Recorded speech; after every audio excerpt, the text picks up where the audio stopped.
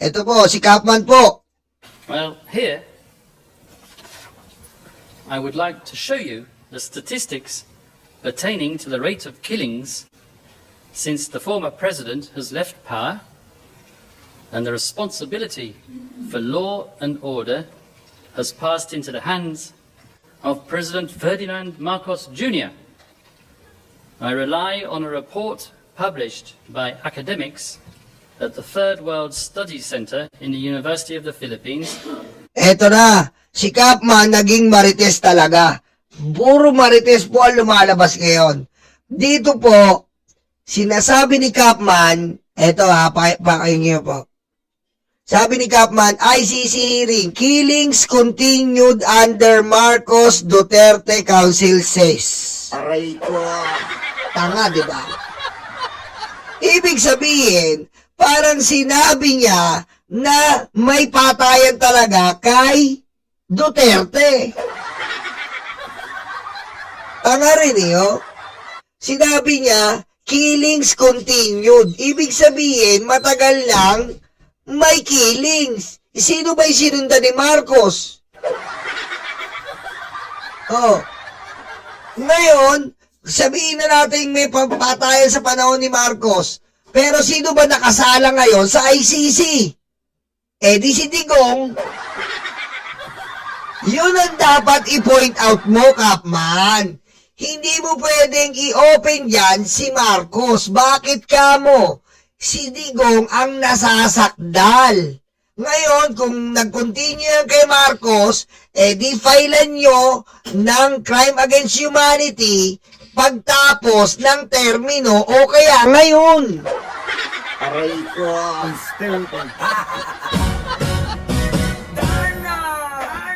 Pero malabong mangyari. Bakit ka mo? Eh kasi wala namang katulad talaga ni Digong na talagang lantara ng patayan nun.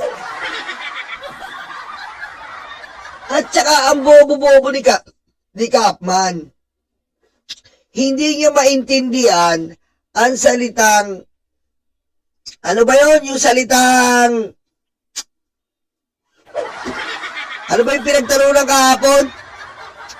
Nasa dulo na ng dila ko eh. Nawala na naman. Neutralize. Neutralize. Ano ba yung neutralize? Teka, Google. Nag-google na natin dati yan eh. Neutralize. Neutralize.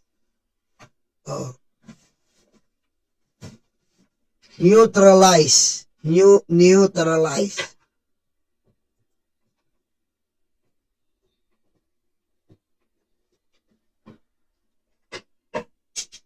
And a meaning. To neutralize. To neutralize. To neutralize. Di ba na-google na to kay Bato? Di ba? Saan mo magandang pindutin dito?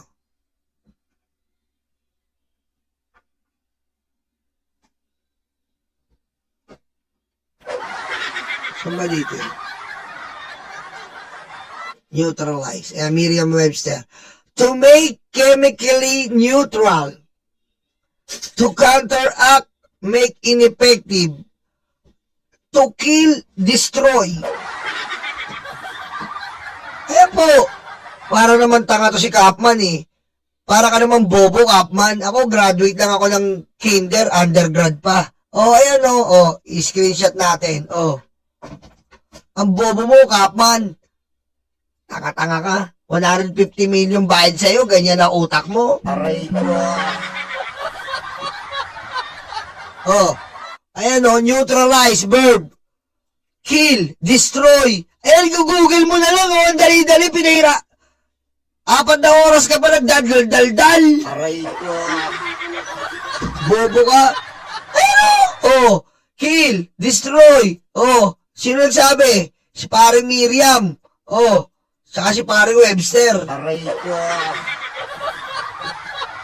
Oh, kapag sa chemical term, oh, to make chemically neutral. Ibig sabihin, yung gawin mong coffee ko brown, neutral lang yung lasa. to counteract the activity or effect, make ineffective. Ano ba yung ineffective? Eh di patay ka na nun. Oh.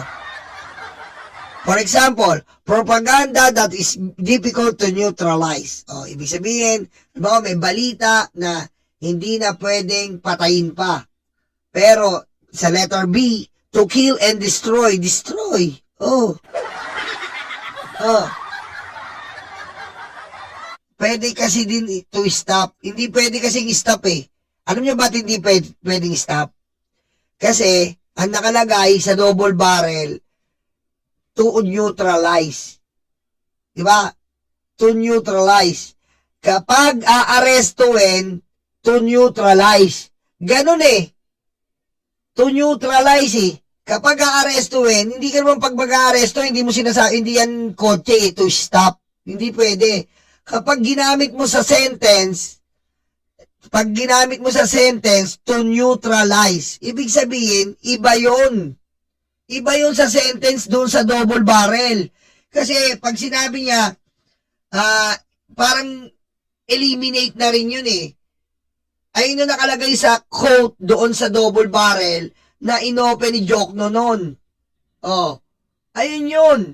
Nakalagay sa note na double barrel, yung mga addict is to neutralize, to arrest, or to neutralize. Yun ang nakalagay sa double barrel. Oh, hindi mo pwede kasi sabihin, Charlie, na to arrest and to stop. Wala naman silang papaistapin eh. Di ba? Wala silang papaistapin doon. Mga addict yun eh. So, hindi papasok sa sentence. Pero pag in-apply mo etong to kill, to destroy, tapos, yun yung meaning. Kaya hindi mo kami mabubobo, Kapman. Ha? Oo, tama si George Tapia. Hindi pwede kasi to eliminate. Ito yung term na ginagamit. Ano to eh? Parang wordplay na ginagamit to eh. Parang wordplay nila to neutralize. Maganda sa pandinig, pero yung inner meaning, yung deeper meaning niya is malupit. To kill and destroy. Diba? Neutralize the situation. Neutralize the situation. Hindi mo naman pwede sabihin to stop the situation. Hindi pwede. To neutralize the situation. Ganun yun eh. Nag-aaral tayo ng grade 1, undergrad. Tsaka, hindi natin pwede sabihin na na sinasabi ni Kapman kahapon, kundi ba naman siya babaliw-baliw. Kundi ba naman siya babaliw-baliw. At sinasabi niyang hyperbole. Kung hyperbole lang na salita ni Digong yan, kung biro, sana hindi tayo umabot sa 30,000 na patay.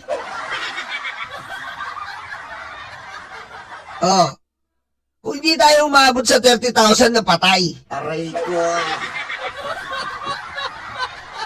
Sabi mo, they are believing the hyperbole words of Mr. Rodrigo Duterte. Hello, hyperbole words? That hyperbole words in the ears of the Philippine National Police is to neutralize and to eliminate. Okay? Ha? Ha? To neutralize yun. Diba? Saglit lang ha. Sandali lang po. May neutralize lang ako dito. Papasok yung bata. Aray ko. I-neutralize ko yung baon.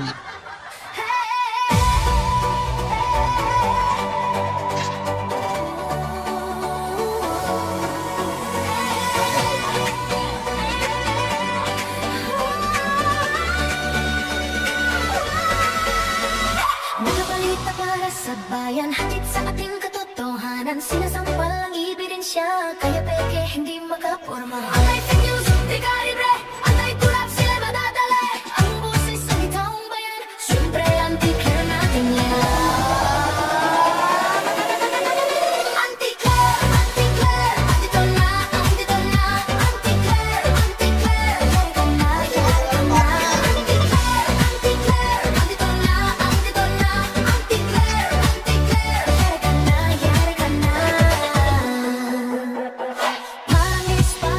lang po, di ba, kapag magbibigay ka po ng hyperbole words, it's only a word. Pero, tanungin ko kayo, saan po ba nanggagaling ang hyperbole word? Halimbawa po ako, ordinary people, nagbibigay ako sa inyo ng hyperbole word. Ordinary people, maaaring pakinggan mo lang ako, dumaan lang sa tenga mo. Di ba? Dumaan lang sa tenga mo yung hyperbole word ko kasi nga, ordinary people ako. Pero kapag ang hyperbole word ay dumaan sa bunganga ng presidente at meron siyang war on drugs, anong mangyayari sa hyperbole word?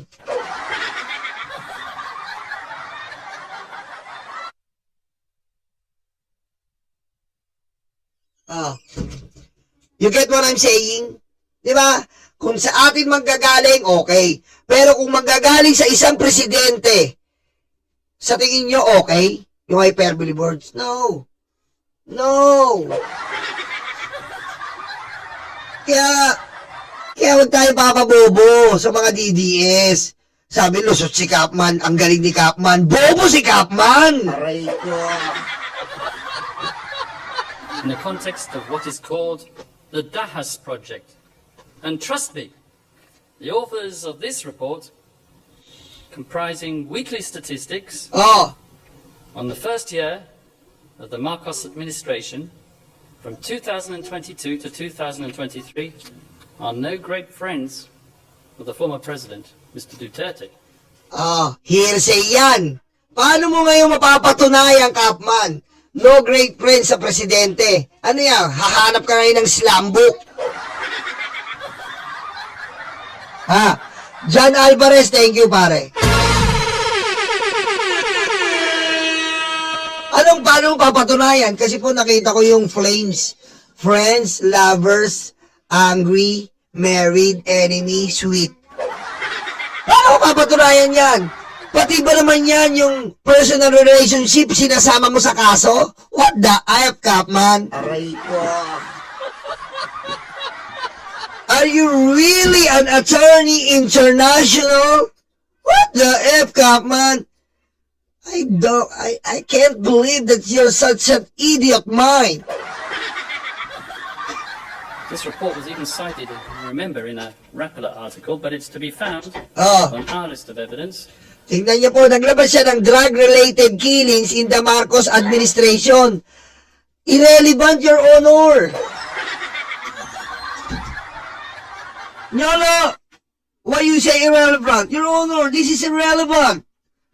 Because we are tackling or interrogating the case of Mr. Duterte. Okay, Your Honor, because Mr. Duterte is the one that is held in the International Criminal Court. What is the sense in killing that is related in the Marcos administration? What is the connect, Your Honor? Is BBM, Bongbong Marcos, is in the ICC right now? No, Your Honor. Rodrigo Roa Duterte is on ICC right now. So, we must tackle and investigate the situation happened in the presidency of Rodrigo Roa Duterte and not Bongbong Marcos. We don't care if there is another 5,000, 10,000 killing in Marcos administration.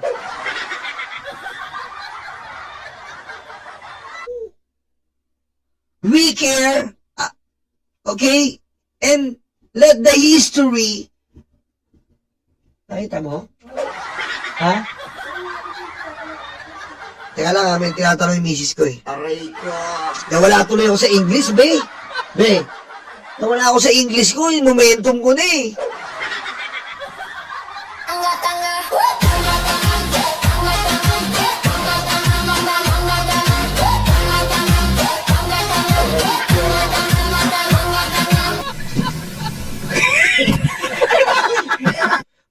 Pawis na ako, nawala eh. Tagalogin na lang natin, lupang tinubuan. Wala tayong pakialam, Mr. Capman, ina mo. Ha? Yan sa Marcos killing. Ang tanging pakialam natin dito ay kay Rodrigo Roa Beclot Corduroy Duterte. Pagkat siya ang nasa sakdal. Ngayon kung gusto mong pag-usapan ang isang pagpatay o patayan sa nangyayari sa Marcos administration, hindi mag-file ang mga ibang biktima diyan sa EJK ni Marcos. Pero sa ngayon, sa kinatatayuan mo ngayon, pag-usapan natin ang kay Digong. Hayop ka. Aray ko. The PHL D36 0006 hyphen 0001 pages 006 to 0010. The report for the first year of the Marcos administration showed that out of 342 killings, Oh, 160 were at the hands of state agents. wala na to, no? Desperado move. Alam mo, Kapman, hindi ko akalain na ganyan lang ang ididepensa mo. Alam mo yun, idadivert mo sa Marcos administration, masyadong irrelevant yun. Kasi, kaya ka nga depensa eh. Depensa ka kay Rodrigo Duterte. Umuupensa ka kay Marcos eh. Di ba? Hindi, depensa ka kay Duterte. Pag-usapan mo, patunayan mo na si Rodrigo Duterte ay hindi kriminal. Out of topic, tama Mary Joy. Out of topic. Di ba? Pag-usapan mo si Duterte kung sabihin mo na hindi naman niya inutos pumatay. Hindi si Duterte ang direktang pumatay. Hindi si Duterte ang nagsagawa ng operasyon. Yung mga ganun maririnig mo dapat. Wala maririnig ka. Si Bongbong Marcos, marami rin pinatay. Si Bongbong Marcos, tuloy-tuloy ang patayan. Oh. Putik bobo to. And the figures and the statistics Oh. just kept on rising. Wala nga kaming pakialam. Anong gagawin mo? Kung naniniwala yung judge dyan na marami rin patayan kay Marcos. Anong aatulan dyan? Si Marcos ang aatulan. Bobo to. Bobo to si Capman. O sige, sabihin na natin marami ang pinatay si Marcos. Ano sasabihin ng judge? Okay. Si Bongbong ang ikulong. Bobo eh. Hindi mo binabawasan ang kaso ni Digong. Wala kang ginagawa, Capman. Hindi nakakatulong yung expose mo. Dapat yung in-expose mo nakakatulong sa kaso ng kliyente mo. Hindi nakakatulong to. Itong pag-elaborate mo tungkol kay BBM, hindi nakakatulong to. Itong expose mo na to, hindi nakakatulong sa kaso ng kliyente mo. Diba? Hindi para kay mag-divert ka ngayon dito. Capman, hindi ka kailangan mag-divert. Kaya malakas ang ebidensya ng prosecution. Tapos gigibain mo lang ng Marcos killing. Ano yun? With the second year of the Marcos administration, 2023 Oh, to 2024, oh, showing an increase in deaths at the hands of vigilantes, oh, albeit a decrease in deaths at the hands of law enforcement officers. oh, nakatulong ba kay Duterte yan? O, paano yung kaso ni Duterte? Nalinawan ba sila na gano'n din si Duterte? Yun ang sinasabi ko sa iyo eh. Dapat, Capman, nilalansin mo lang yung judge. Your Honor, this is a waste of time. This is irrelevant in the case. This is a Hershey, a chocolate bar that you can buy in different 7-Eleven. So generic. Aray ko. Okay, let us pursue, Your Honor, direct to his client, Rodrigo Betlo Corduroy Duterte. Let's tackle. Okay? Let's tackle the things that happen. Why is Duterte inside the International Criminal Court? Why is Duterte is being held in this International Criminal Court? That's the point here, Your Honor. I'm sorry, but this is irrelevant. Roel Arrogante, thank you, pare. Diba, pare? Diba? This is Hershey, a chocolate bar in different kind of 7-Eleven. You can buy it. So generic. From 46.8% to 34%. Hardly Ganito lang pala yung, a statistic to be proud of. ganito pala yung 150 million. Mahina rin to eh. 150, kung ako Duterte, kamag-anak ko si Digong, reklamo ko tong abogadong to eh. Dapat kung magda-divert ka, Kapman, i-divert mo dun sa kaso ng sa kay Digong. Sabihin mo man lang na, alam nyo, si Digong ay presidente. If ever lang si Digong ay presidente. Siya ay executive branch. And hindi niya sakop, di ba? Yung mga konting dahilan ba? Hindi niya sakop kung ano man ang nangyayari dyan sa PMP. Basta sinabi niya lang, tapusin ang ipa-implement ang war on drugs. Ganun man lang sana maririnig mo eh. Then, cargo na ng PMP yan. Cargo na ng DILG yan. Cargo na ng mga iba't ibang military officer yan. Kung paano nila in-implement. Basta ang sabi ni Duterte, gusto niya lang matapos yung droga. Yung mga ganun man na maririnig mo, yung medyo mababawasan mababawasan man lang yung yung mindset ng mga judge. Dahil oo nga naman, presidente siya. Oo nga naman, hindi niya hawak ang araw-araw na pagtakbo ng PMP. Hindi niya masasaklaw. Hindi naman siya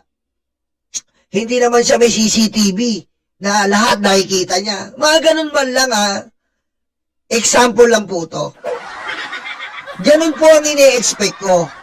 Ganun po ang ine-expect ko na maririnig ko dito. Pero nakita niyo naman po, wala kang kakwenta-kwenta ang ginagawa ni Kapman. At may pagkakataon pa nga po na pinatigil ng mga judges si Kapman. Kasi nga, yung pag-deliver niya ay hindi malinaw.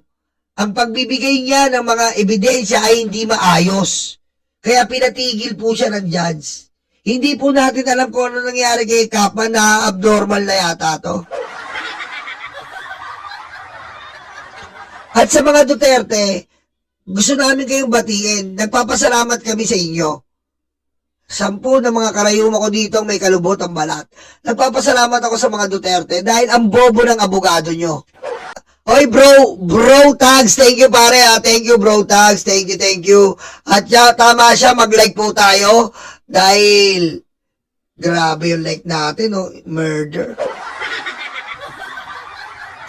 Mag-like kayo, oy! Aray ko. Diba? Gusto namin magpasalamat sa mga Duterte dahil ang bobo ng abogado nyo.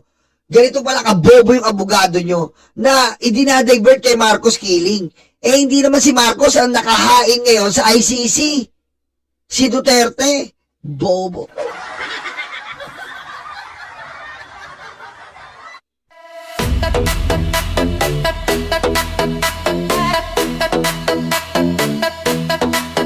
Takot na ang mga aso, dumarating ang mga kaso. Sila ay sinusundo na, dadalhin sa tatay nila. Aray waranto, takbo na bato,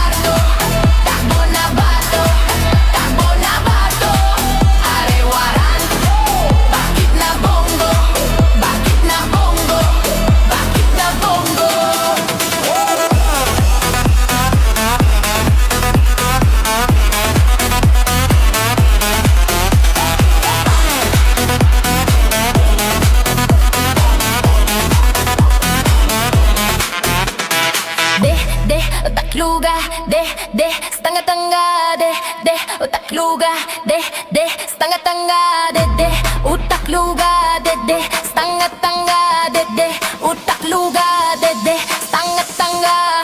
De, stanga tanga. De, stanga tanga. De, stanga tanga. De, stanga tanga. Ay, warang. Takbo na bato, takbo na bato, takbo na bato. Aray warang. Bakit na bongo, bakit na bongo, bakit na bongo. Aray warang.